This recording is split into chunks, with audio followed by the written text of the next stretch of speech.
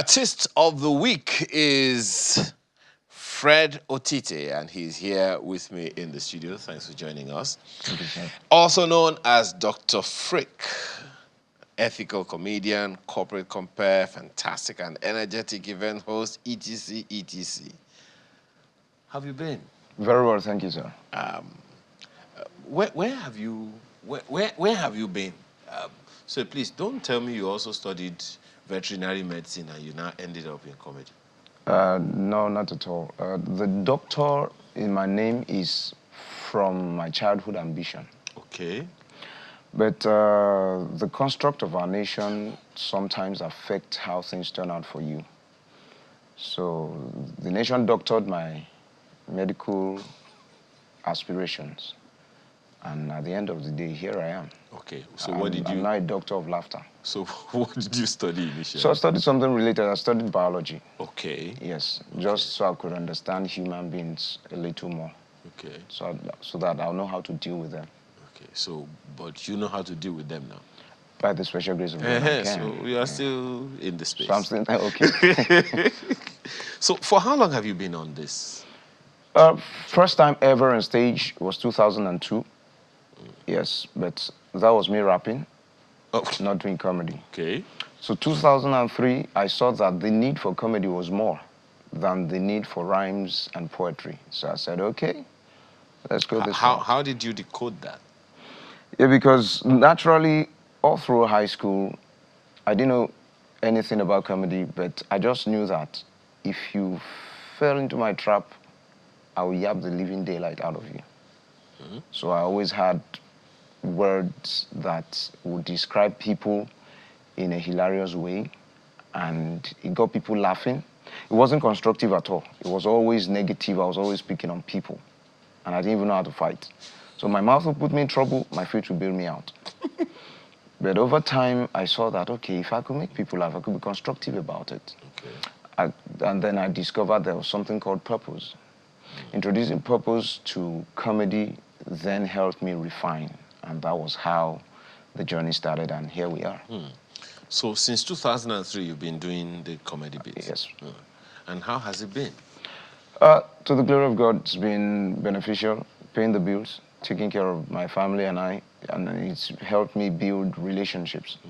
So 2002, that's 23 years ago. Yes, 22 wow. Comically. 22 in comedy.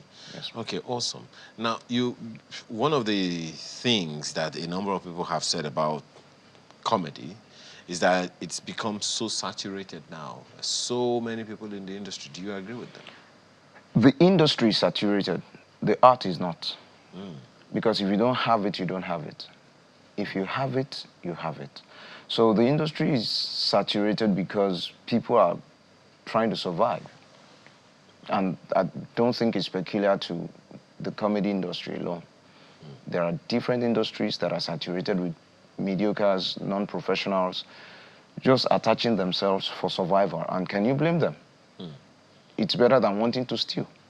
Even though there is a bit of, intellectual theft at the end of the day in our space. But yeah, we have a lot of people in it. But at the end of the day, building legitimacy is solely based on substance. It's based on quality. Okay. Now, there are those who, but the entry bar is solo. Just about anyone can jump in. You can sneak in from any angle. Yeah. Okay. Do you see that as a problem? It is a big problem, but I won't be the one to highlight it because I don't like to highlight problems I can't prefer solutions to. So I still don't know how to solve that problem, but it is because there is nobody professionally, there is no censorship, there is no schooling formally. So anybody can stand up and claim to be a stand-up comedian or a skit maker because they have access to a phone and data. So you can't weed the chaff away from the wheat. You just have to now choose. And because it's a subjective art, what you find funny, I may not find funny. So you can't say someone is not funny at all because they're not funny to you. It will look like you're judging them. So at the end of the day, everybody is welcome. The game will select its players at the end of the day. Interesting. The game will select its players. Nice one. Nice way to put it. But you said something about training, Yes, sir. right? Do you see it as a need? Do you see a need for people to have a kind of system to hone their skills properly so that they don't insult your industry, so to speak? Yes, sir. Training is very important in every field because skill is raw. Skill is just basically what you do constantly because you have the gift. So a bit of experience lacing your gift is just skill. But without proper training, you won't be able to tailor it to purpose. And you won't be able to meet certain needs, even though you might be able to meet some. Okay. For instance, a lot of people will say, I'd rather have a corporate host for my event because I don't want a comedian that will take it too far.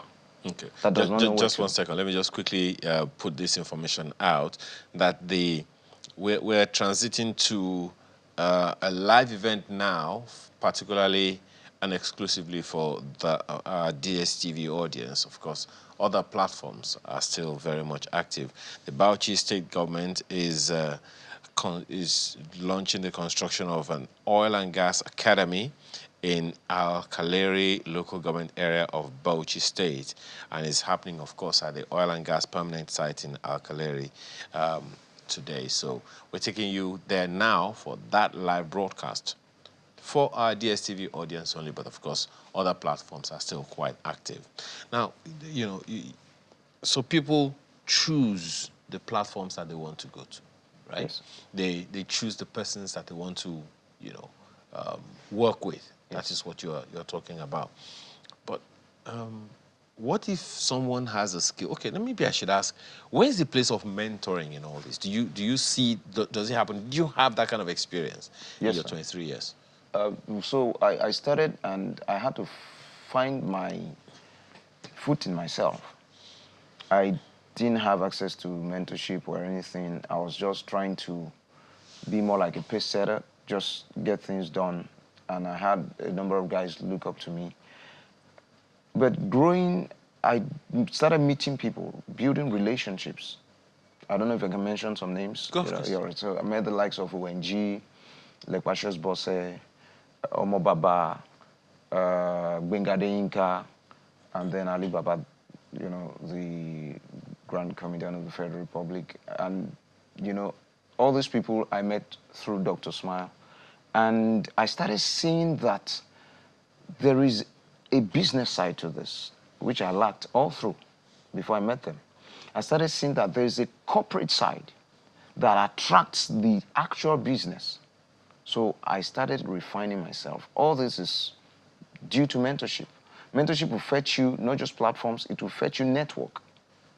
It will help, it's a leverage that will help you scale a lot of difficulties that you would naturally have been the one to face. So mentorship is extremely important. Extremely important. It's unfortunate that Gen Zs don't really see it that way because they have bigger platforms now. Oh, really? Social media. We, the analogous ones, you had to perform in different places and might not even have the records. So they have to see you here, and see you here. But now they can see you once. And that's it for you. So, but I would still say mentorship is key, is extremely important.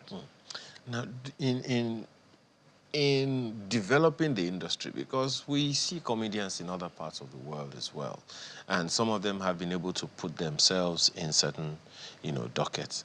In organizing, if I can use the term, the industry, if you had to, I mean, you spent more than 20 years in the industry, so Yes. you are getting closer to what they would call veteran. Okay? My guys call me that, but I really don't think it's about what you're called. Yeah, you It's don't feel about like what it. you do. Yes, you don't feel like it, and you are not it are two different things. Yeah. Okay, so if you had to make a recommendation about structuring the industry, or rather this segment of the entertainment industry, for durability, what would be your recommendations, particularly in the area of mentoring? All right. So there is a class thing that has been there. I don't know if it started subconsciously, but it's highly believed in now, which is A-list, B-list, C-list, upcoming. Now, that's just a social and business stratification based on how well-known you are or what you earn and all of that, pedigree across social media and all of that. But my recommendation would be that let everyone who is willing, because willingness is key, let everyone who is willing to build this career and build legitimacy in it, let them go to who they are attracted to, whose style they like, in delivery, in thought process, in dressing or appearance, in character and value system. Go to such a person. Let them mentor you. You can see them as who you want to become. So let them show you how they became who they are. By showing you, it will help you learn faster. So it is not an imposition of this person is a senior, learn from him. It is these are varieties of seniors. This is an ethical comedian. This is a person that delivers clean content. You love clean content, go to him. This person is profane or vulgar. That is your inclination. Go to him. Everybody has their market. Everybody has their market. Okay. Now, what are some of the challenges you encountered in this, that you have encountered and you have outgrown in the past 23 years? Okay, number one is a bit of self-doubt. Will they find me funny? Will they listen? They don't know me, will they listen? How do I gain stage presence? All those things. I mean, to the glory of God, now they are in the past. Another thing was social capital. Who do I know? Who can I leverage? I want to have my own show. Who can I talk to that will not say, I don't know you. Go and bring 1 million. Go and bring 2 million. Those things. Then 3, which a lot of people might want to shy away from. Developing quality and evergreen materials. We call them materials. Jokes that you can tell and you will be original. You'll be known for it that, okay, this is. I have one that people always tell me, can you crack this joke? And I'm like, why are you always particular about this one? It's your hit track. Okay, give us this hit track. Okay, so I served in Ibadan. I spent my NYC year and some 6 years after in Ibadan.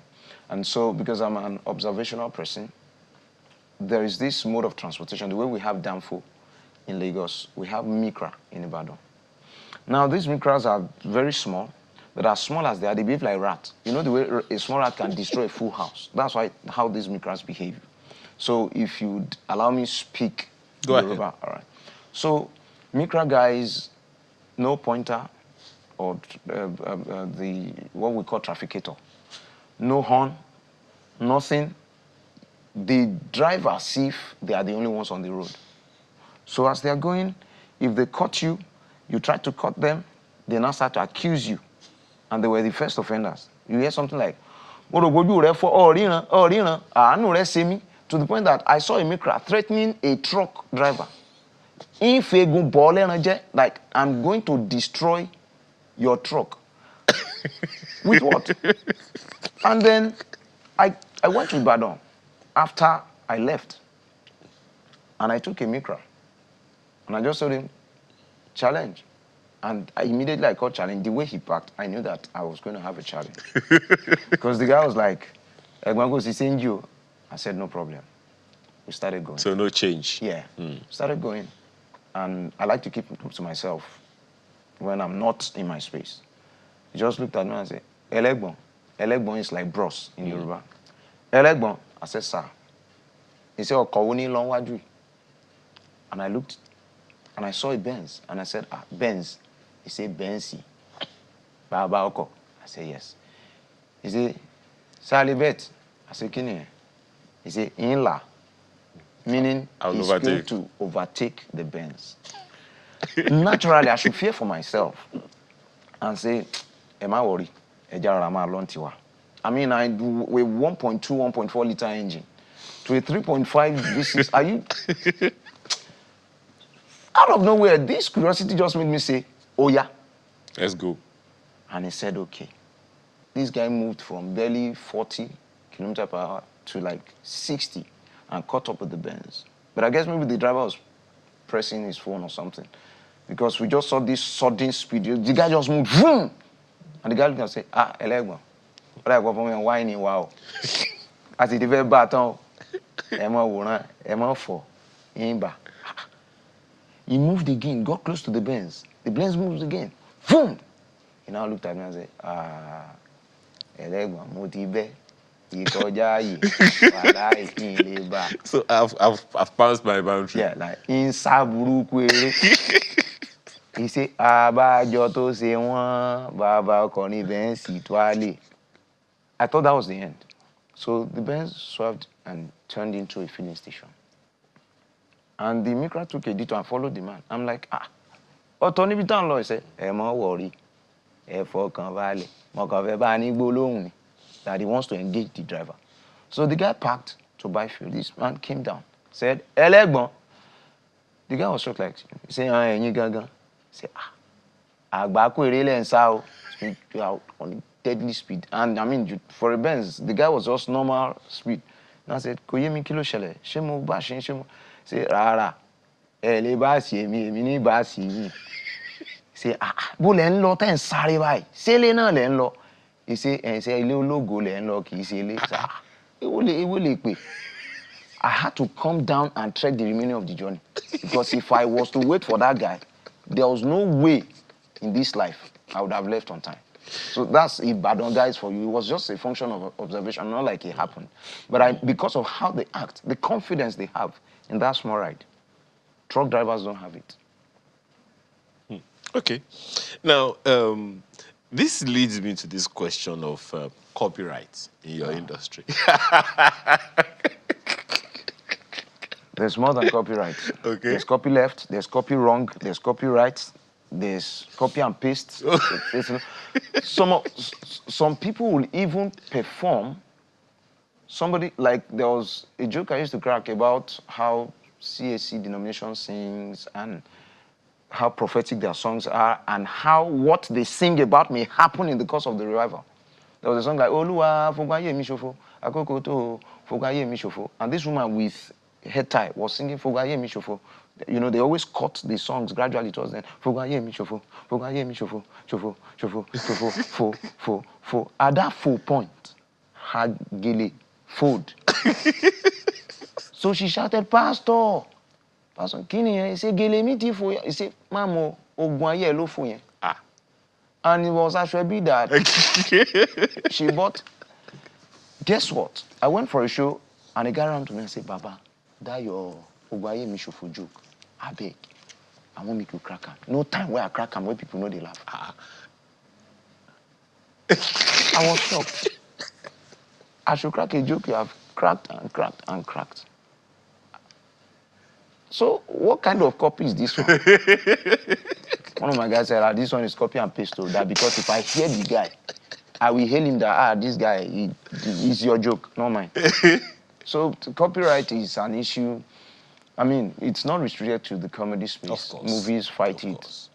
But I don't think till now, because our fathers in the game have tried. There's been physical altercations because of copyright. Oh, really? Yeah. There are senior men that will go backstage and beat, like, you know, Saturday this be. You see my face for poster. Why you go stage, go crack my joke, and you know, say the see coming. And you know, get joke with me, I feel crack as revenge. So that's the problem. If we are too versatile and creative comics, you crack my joke, I can crack your joke in return. And say, yeah, we're even. But most guys who steal jokes don't have jokes. So when they perform your jokes, you are stranded on the highway of performance. You are just there like, and you don't even know sometimes. Maybe by the time you got there, he had performed. So you are in and you are like, let me do my thing. So you get this microphone, but you say, they don't talk. You'll be like, no, I never talk. I just want to start. Say, no. Oh, person don't talk. Say, okay. So I don't know if you get a pass my neighbor generator. You know, say that generator, they always behave like a generator. The last guy talk You could crack 4 of your own original jokes and you'll be met by, they don't talk 'em. So I don't blame those who go backstage. I'm like, Rafa, well, who cracked my generator? Who cracked my generator joke? So that really happens. Beat each other backstage? Who cracked my generator joke? Now this guy, I want to generate something, give him now, make him as they go. That's why some people find it difficult to, when they see a list, I'm like, this person they come, this person they come. I know they come because they are the owners of the jokes he parades. And they've beaten him once or twice. So affliction shall not arise a second time. Just say, you know what? I no go there available for this. Oh my God. It happens. It's unfortunate, but it happens. Oh my God. I don't even know where to begin with you, but I have to thank you for your time this morning, for being here and for cracking me up already. I want to believe that the people at home have also enjoyed themselves. Fred Otite, also known as Dr. Frick, is an ethical comedian, corporate compare, and several other things, and he was inducted into the Royal Court of His Majesty Oni Adeyeye Enito Oguwusi Ojaja II, and was awarded the Royal African Medal for his achievements in creative culture. Thank you so much for being here this morning, and we wish you all the best. Thank you so much, sir. All right.